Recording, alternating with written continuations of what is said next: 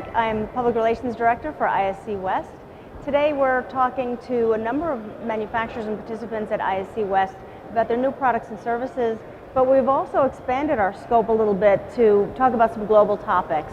And I want to just read a stat to you that is pretty alarming. 184 aid workers were killed in 2010, and that's according to the Aid Worker Security Database. And there's a new association that's just been launched to help aid workers do the good works that they do globally. And that is the International NGO Safety and Security Association. And I'm sitting with Lynn Mattice, who is the founding member of the board of directors, and we're going to talk a little bit about what that means for the security business. Hi, Lynn. How are you, Beth? Good. Tell us a little bit about the association first and foremost. The association came about as a result of an understanding from the humanitarian and aid community that there was a dramatic rise in concern relative to the protection of the humanitarian and developmental aid workers operating around the world in some of the most complex and difficult environments that anybody could ever imagine to work in. And all of the good work that they do puts them many times at a dramatic level of risk. And the humanitarian and aid community decided that it was important to create an association that helped the humanitarian and aid organizations, these NGOs, deal with these issues, understand them better, create a professional organization that can help to educate, can help to create professional standards on what the expectations are for security and safety of these people, the kinds of things that the humanitarian aid organizations themselves should be expected to provide and handle relative to the safety and security of the people that they deploy around the world, and then help to professionalize the security infrastructure that is there to provide those kinds of services to the NGO community. So companies that are perhaps on the floor at ISC West or any NGO organization, what would they best do in order to get involved with the association?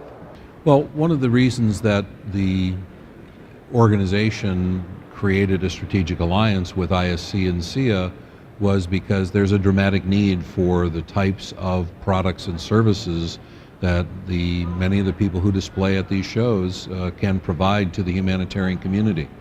Obviously, everybody would love it if they provided them as a tax-free donation, because that will dramatically help the aid workers as they go. But NGOs are not afraid to spend the money on protecting their people either, and so I think there's a unique market that hasn't been explored before by most of these manufacturers or even considered. You know, a lot of the folks out on the floor tend to focus on the Fortune 500 because they're easy to identify, they're easy to find, and that's the nirvana of the contracts, is when you get a big enterprise level contract.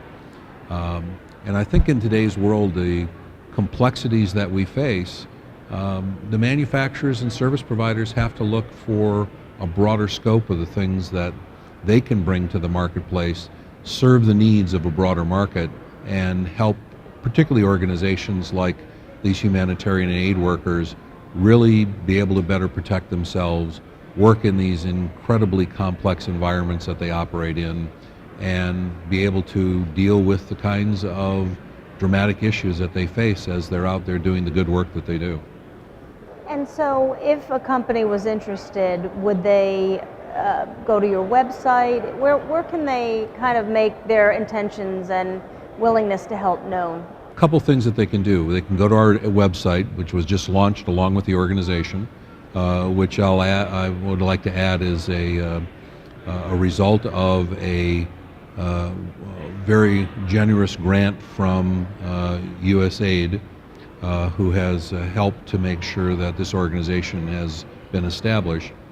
And what they can do is they can either go to our website, which is www.ingossa.org, or they can contact our business manager, Shannon Davis, and her contact information is available on the website.